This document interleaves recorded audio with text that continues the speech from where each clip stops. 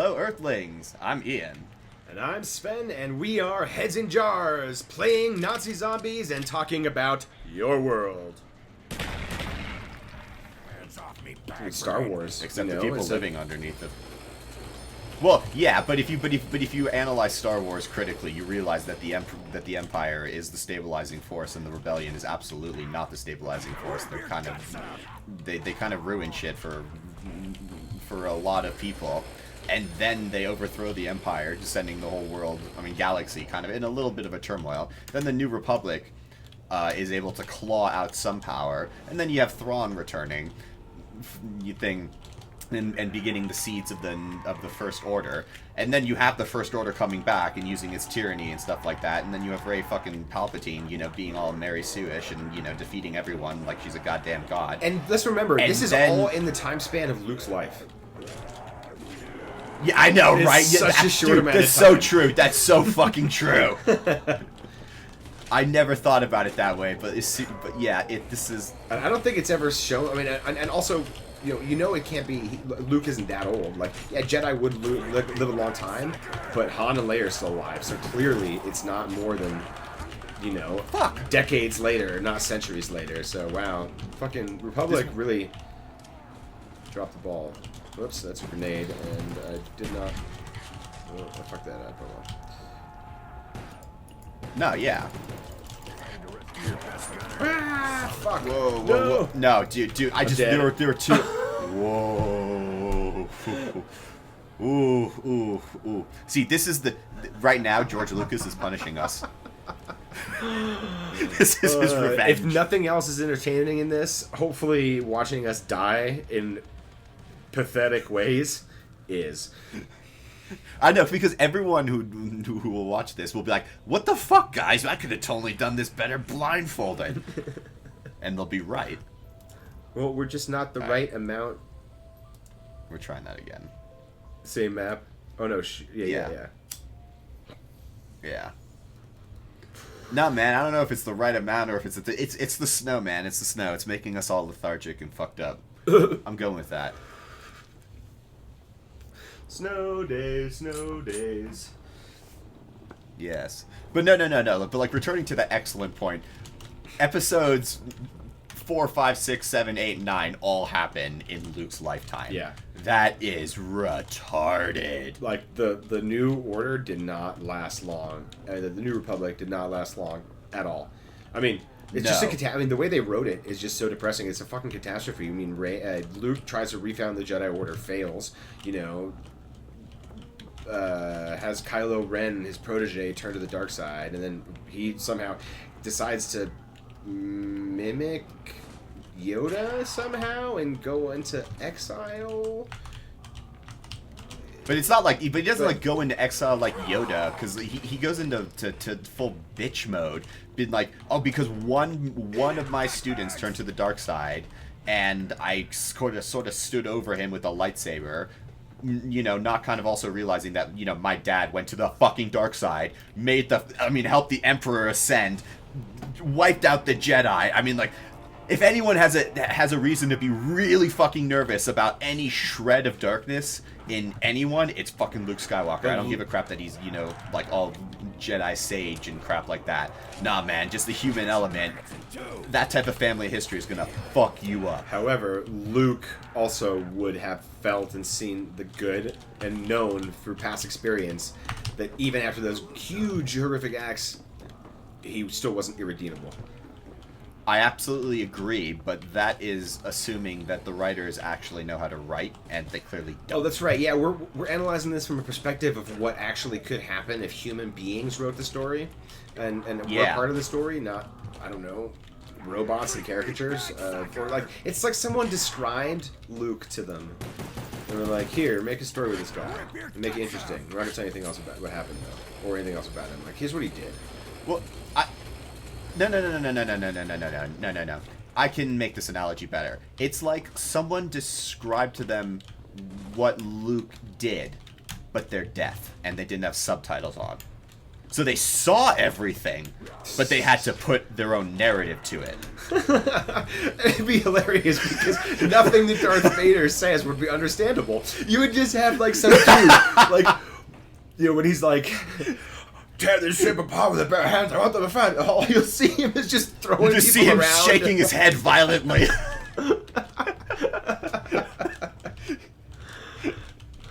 Or any shot of Vader would just be so funny. Or funny. C-3PO. Just him just looting. R2-D2. There's just parts where they're just walking through the desert, doing nothing. Yeah.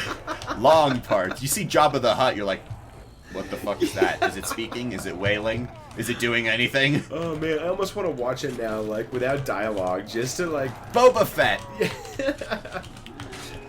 Or Leia when she comes in and rescues Han, or tries to.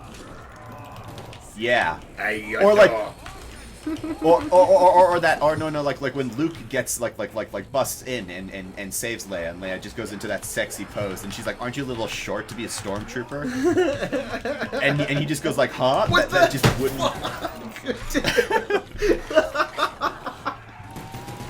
Oh my god. Oh, dude, this is hopeless. What is wrong with us?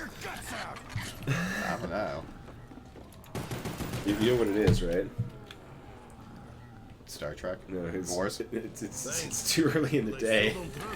Yeah, we're not used to playing this early. It's not like, it's light yet. outside. Oh my god, there's still zombies behind me. What am I doing? I am. Yeah, it's still light outside. Alright, come on. Frickin' focus. Yeah, let's find the thing and we'll just get the fuck out. but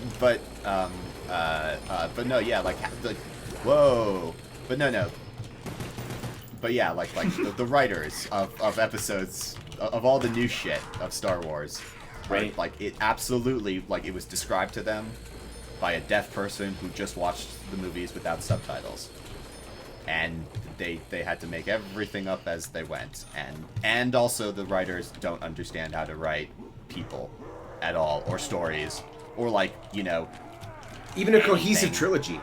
Like even a cohesive trilogy.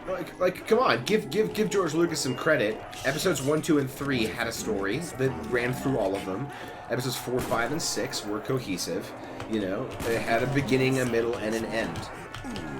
Yeah, absolutely. Episodes 1, 2, and 3, you don't really have a beginning, middle, and an end, per se. Yeah, yeah. You have a beginning, and you have a middle, and you have a second middle. And then you have a new beginning, literally a new hope. Well, but like episodes 1, 2, and 3, it's like it's just a one long prequel. It's an incomplete thing. It's an incomplete trilogy. Dude, what am I because doing? you have to watch you have to watch the whole Clone Wars. I'm, like, running around with a pistol. Still, like, nice. I got an HK-21. Are we allowed to stay stoned? Is that a thing? Yeah, how else are we gonna deal with women who disobey us? Oh, very good. Yes, quite. But no, yeah, like episodes 1, 2, and 3, like they don't work because the Clone Wars is a TV show that lasts 7 seasons, and you need to watch it all for the whole show to work. The movie, I had this overwhelming memory of this movie just sucking, like just being god awful. That movie, the Clone Wars. Yeah, and I haven't watched it recently enough to tell you why. It's a bad. No, I agree with you. It's a bad movie. I mean, like it's fun to watch if you know the whole story. Because if you know the whole story, it makes sense, because there's a boatload. There's like 80% of the Clone Wars. Well, no. The Clone Wars is like that movie is basically, it's like the opening salvos of the actual Clone Wars as a conflict. Like the actual war it's itself. Just yeah, you don't even actually see that, because at the very end the Armada sets sail up for space, and then the Revenge of the Sith is at the very end of the Clone Wars, where right now the hyperspace lane's a bit cracked, so Grievous is able to jump straight into Coruscant's orbit, and the battle is raging right on top of the fucking capital. So like you jump from the very beginning to the very end part of the war, and you miss all the growth with Anakin, Ahsoka, Obi-Wan, Yoda, Dooku, I mean, Yeah, like every Asajj Ventress. I mean, like I can go on and on and on. It's like, such every a cop critical out. part. Yeah, the beginning of the or the third movie, I remember this pretty clearly. Anakin and Obi-Wan. You know, Obi-Wan's, you know, Beardsley McObi. and Hayden Christensen has long hair.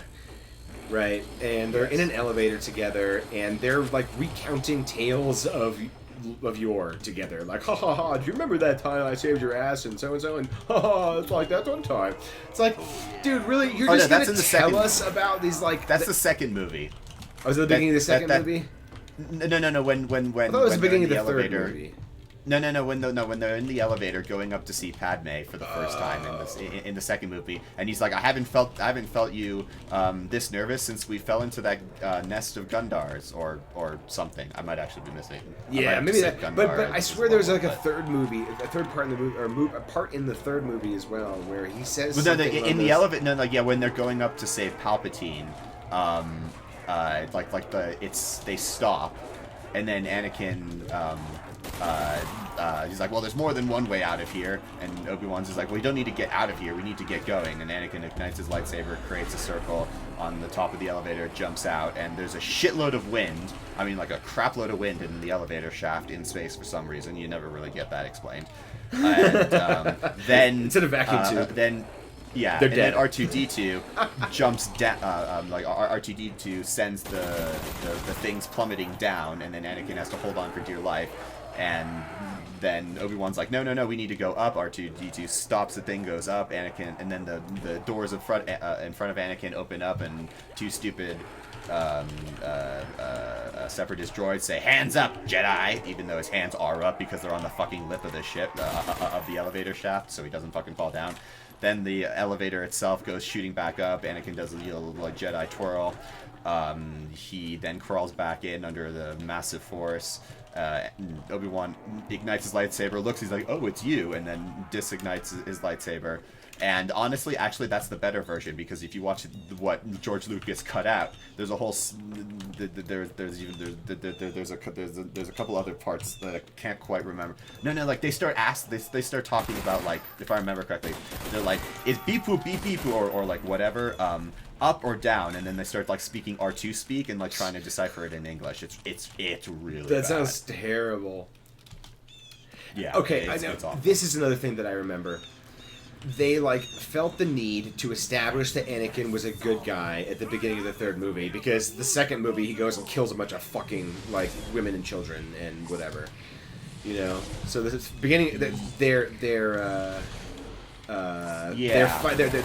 that when massive space battle to save Palpatine. And when he goes like really stupid with the buzz droids and uses his own wing to start crushing the buzz droids on Obi-Wan's thing, and he tries to save the pilot. Yeah, from like one of the clones. And Obi-Wan has to be like, no, they have their job, we have ours. Yeah. I was like, what? You try to ham fist it? No, he's a noble, like slightly reckless but good-meaning, powerful Jedi. Yeah, who will do anything to save our clone. Like that sentiment, actually, they do Reload. They do way better in the TV show The Clone Wars, because he does actually like care pretty deeply about, you know, especially the 501st. It's kind of like the clone battalion that seems to be always attached to Anakin and like Rex and stuff like that. He goes to pretty far lengths to keep them alive. I'm gonna open this real quick. But he does it like, but this is also set against like the backdrop of him teaching Ahsoka not to care too much about the clones. Sturgenog. Okay. Oh, it is? Nice. Yeah, it is in here. Alright, cool, yeah. So there's that too. Okay, yeah, see, there's all this backstory that is super duper, I mean, super implied and at best told about, but never shown. You never get the feeling that they're like actually good friends or whatever. You know, it's just it seems so fucking forced. It's so forced always. Yeah. What the fuck? No, yeah, like the Clone Wars, you just need the TV show after the movie to make any sense. Whoa. I'm having real problems getting in there. Oh my god, I can't even make it. I'm throwing a grenade, a monkey. So nice. They'll start running away now. Sweet. I made it. Almost. Yeah. Alright, we're good, we're good. I'm gonna take the swamp back, though. Because I don't want to try the bridge. Yeah, I'm retreating out. Yeah, I see that. Oh, ropes. Yeah. Fuck it, I'm opening up doctor's quarters. I'm gonna find out what's there. But no, yeah, like so yeah, yeah, it's kind of a missed opportunity. The whole second, third part. It's like you can't tell a war story, like a whole story of a war in a movie. It's just impossible. It's the reason why they could only do the way it's broken up. I feel like the Phantom Menace should have been like, you know, a quarter of the movie is young Anakin, 3/4 of it is the Clone Wars movie, and then the middle movie is actually the Clone Wars. Like, tell some stories from the Clone Wars, like some highlights or some impactful moment or whatever that kind of ties things together. And then, yeah, I don't know, like show me I don't know how they would do it. Maybe like the movie's in 3 parts. Part 1 is the beginning of the war or whatever you see. Part 2 is the middle, and Part 3 is the end that leads you into the Sith, Revenge of the Sith or whatever. I don't know, but something like that. Something like that, you could definitely, definitely done, because there's a lot of the key moments. I can see it right now. I mean, like the key moments of the Clone Wars, what you need to put in, that is there. Like, you could definitely do that in a 3-parter. And I mean, it would have been a financial fucking gold mine. I mean, like they already did really well, but like if they had done it like that, ooh, that would have been brilliant. I wonder, like, I mean, was there no one else like? I mean, I know he had probably, I guess, a better editor on A New Hope and stuff. But was there no one to, like, edit his script for him? Be like, man, this doesn't make sense, or this is just fucking boring as shit. Like, the producers were all just sitting in the air, just rolling with it all. Like some of that dialogue. No one can say that. You can read it in your head, maybe, and it sounds fine. But as soon as it leaves your lips, it's like, have you spoken to a girl before? Is this how you talk to her? Yeah, I mean, like, if Natalie Portman, arguably one of, like, the greatest actresses I can think of right now, you know, is... Well, maybe not like right now, but I mean like of our generation or whatever. Can't make that shit sound good. And the thing is, Hayden Christensen isn't a terrible actor either. No, he's not. And Ewan McGregor definitely isn't. Yeah, no one in the like I mean like there's objectively actually there isn't a bad actor. Yeah, Liam Neeson, no. Oh no, he's really good. Oh, Ian McDermott, obviously. Well, Ian McDermott is like the exception to all that shit, dude. He's just he's the one who makes those 3 work. Yeah, especially the 3rd one. So yeah, like I just think that they had, like, the studio and everyone around him was just like, his vision was so good for the last time, and like why would like it might sound weird to us, but like obviously he knows what he's doing. Don't fix it if it ain't My guess broke, was it was kind of that kind of thing.